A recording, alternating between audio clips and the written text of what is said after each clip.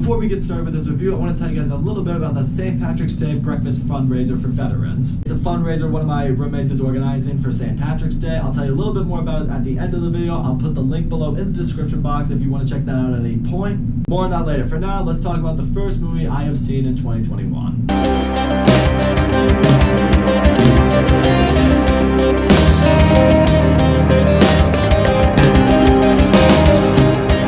The Little Things is a crime thriller directed by John Lee Hancock starring Denzel Washington, Rami Malek, and Jared Leto. It follows the very stereotypical, crime thriller you usually get. There's a serial killer out there, he's kidnapping people, namely girls, and he's murdering them. You have Denzel Washington, he's the seasoned old veteran cop. He gets paired with this rookie detective played by Rami Malek. During their investigation, they come across Jared Leto, who's this really creepy, kind of unsettling dude. He becomes their prime suspect. Now we have an investigation movie, namely of Rami Malek and Denzel Washington trying to really uncover if Jared Leto is the killer they're after. Okay, first of all, I will get into what I liked about this movie. The three lead actors, they all did great. You kind of expect all three of them to be great. They've all really established themselves at this point. All three of them have won Oscars. I really like Denzel Washington's character in this because I liked seeing just how much he has gone through as a detective. I mean, he's been on cases like this before. He has a little bit of PTSD from what he's dealt with in these kind of cases. It's the type of investigation that really hits home with his character, and I like seeing that's why he has the drive that he has in this movie to find this killer. To be honest with you guys though, one of the flaws I had with this movie was, although I thought Denzel and Rami Malek both gave good performances, I didn't really love their chemistry together. At no point did they ever really totally feel like they were on the same page. Did they ever really seem like they agreed on certain things? Like Denzel Washington being the vet, he's like telling Rami Malek, like, okay, we're gonna do this is how we're gonna approach this case, you either stay here or you do this. And at one point, Rami Malek will just kind of go off and like do his own thing that he thinks is gonna help the investigation. In a way, it kind of gets in the way of what it was they were trying to figure out. You kind of feel like if they did work better together, they would have solved the case. And like seeing the stubbornness at the level he was at in his character. The other movie that this has been compared to by pretty much everybody is the movie Seven, directed by David Fincher. That movie is regarded as one of the best psychological crime thrillers there has ever been. And part of the reason in that movie is because you have Morgan Freeman and Brad Pitt, basically the same characters as Rami Malek and Denzel Washington, and those two worked great together. Their chemistry was awesome. They felt like a tandem. They felt like a team. You felt like they could crack the case together. And that's when I didn't really feel that way. And when you're not totally on board with the characters,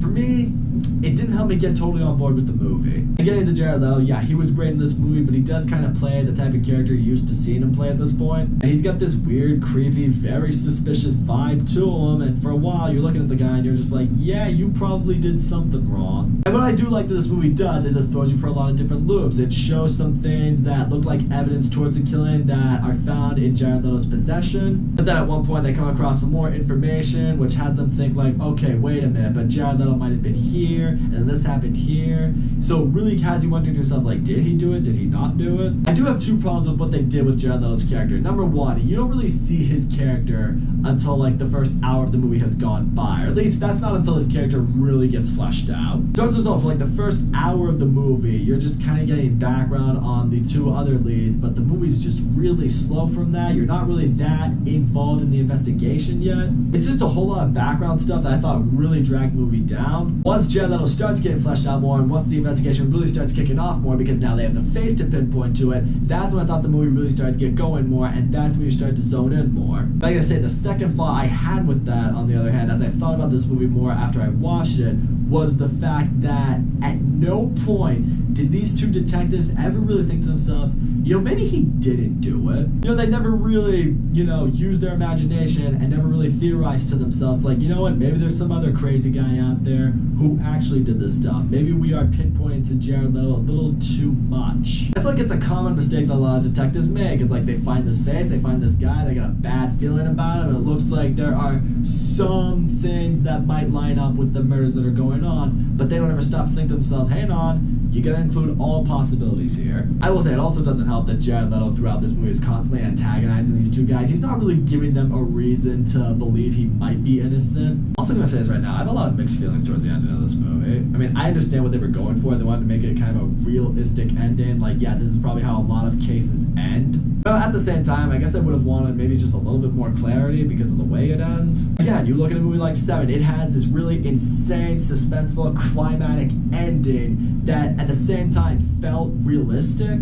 Like, oh yeah, if a serial killer did have this elaborate, brilliant scheme that was evil, but it was genius, yeah, I could see it going down that way, and it's not completely unrealistic. You know, when you walk out of an ending like 7, it makes you think, it kind of makes you feel a little unsettled. I don't know, as this movie was going on, I was kind of hoping the end of the movie was going to take us in that direction, and for a while, the end of the movie makes you think it is going to go in that direction to a degree, and then it just kind of flips it to a point where it's just like, no, we're not going to end it that way, we're going to end it this way. Does it make you think? Sure. Does it really hit you type of way though? Not really. I think that was the missing ingredient. So all in all, little things, I mean, this movie, it was fine. Again, I thought the 3 leads gave a great performance. As far as the chemistry between them went, well, you know, it wasn't always the best. I did appreciate the mystery in this movie. It does have you wondering, okay, did Jared Leto commit murder? Did he not? I thought this movie was really slow in parts, notably from the first hour. I really thought the storytelling could have been a little bit better. The movie was able to be suspenseful when it wanted to be. It didn't really maintain the suspense for as long as it should have. Definitely have some mixed feelings towards the ending, though. I really feel like they could have